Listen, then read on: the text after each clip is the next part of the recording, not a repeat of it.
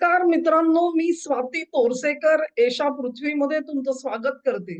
24 रोजी मी एक व्हिडिओ केलेला होता आणि उर्सुला फोन डेर लेन या 25 जानेवारीला दिल्लीमध्ये येतील आणि त्यानंतर केवळ फ्री ट्रेड डील नाही तर युरोपियन युनियन आणि भारत यांच्यामध्ये डिफेन्स डील होईल आणि त्याचे जे गंभीर अ, आणि चांगले भारतासाठी असलेले परिणाम आहेत, त्याच्यावरती मी व्हिडिओ केलेला होता आणि त्याच्यामध्ये मी म्हटलेलं होतं, की युरोपियन युनियनशी डिफेन्स डील करणं म्हणजे एक प्रकारे त्यांच्यावरती असलेला आपला विश्वास आणि त्यांचा आपल्यावरचा विश्वास वृद्धिंगत झाल्याचं लक्षण असणार आहे आणि मोदींनी जर का युरोपियन युनियनवरती अशा प्रकारे भिस्त ठेवली असेल, तर त्याचा दुसरा अर्थ असा होतो, की युरोपियन युनियन कुठलीही अशी ऑर्गनायझेशन जी एका युक्रेन युद्धासारख्या युद्धाच्या मागे खंबीरपणे उभी राहिलेली आहे आणि आजपर्यंत ज्यांनी डोनाल्ड ट्रम्प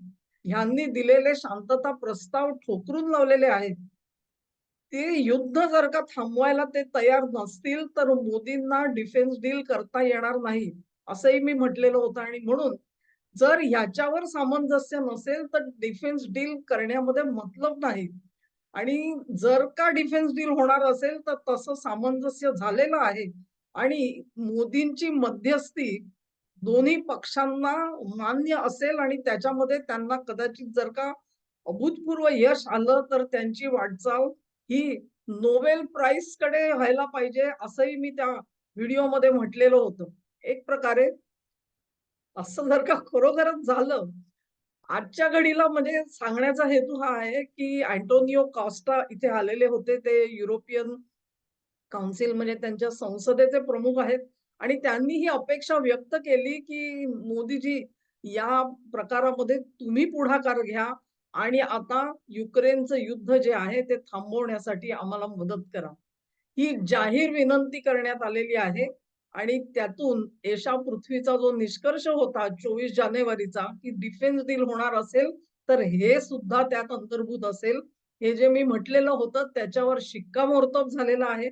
आता पुढचा शिक्कामोर्तब जो आहे, तो मोदी किती यशस्वी होतात या प्रयत्नामध्ये त्याच्यावर अवलंबून असेल मित्रांनो. आणि जर का ते यशस्वी झाले, तर त्यांचं नाव नोबेल पीस प्राइजसाठी पुढे पाठवलं गेलं पाहिजे, असंही मी म्हटलेलं होतं. त्याच्यात मला आश्चर्य वाटलं नसतं.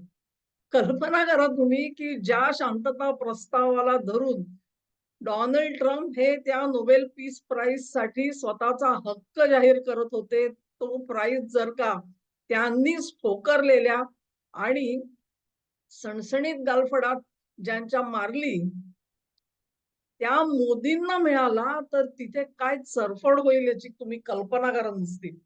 तर किंबहुना 24 तारखेला मी व्हिडिओ केला तेव्हा मला हे सगळं बोलायचं होतं, परंतु मी टाळलं. कारण फार बोलणं बरोबर नसतं. अ, थोडंसं प्रत्यक्षात घडलं, की मग ते सगळं सांगायला मजा येत असते. तेव्हा सणसणीत चपराक डोनाल्ड ट्रम्प यांना वाटतंय त्यांनी मारलेली होती, परंतु ती पलटवार कसा होणार आहे, तो त्यांना सहन होणार नाही आणि इथून पुढे अधिकाधिक थैथयाट आणि थैमान होणार आहे, ह्याच्याबद्दल खात्री बाळगा तुम्ही. युरोपियन युनियनशी केलेले जे 2 करार आहेत, त्या करारांमधून कोणतं स्वर्गाचं महाद्वार उघडणार आहे, ह्याच्यावरती आपण स्वतंत्र व्हिडिओ करू. आजच्या घडीला एशा पृथ्वीचा निष्कर्ष योग्य ठरला, हे मला साजरं करावंसं वाटतं तुमच्या सगळ्यांच्या सोबत. हा व्हिडिओ आवडला असेल, तर ही लिंक शेअर करा, व्हिडिओला लाईक करा निश्चित. चॅनेलला सबस्क्राईब करा निश्चित आणि तुमचं सहकार्य माझ्यासोबत असंच राहू द्या. नमस्कार.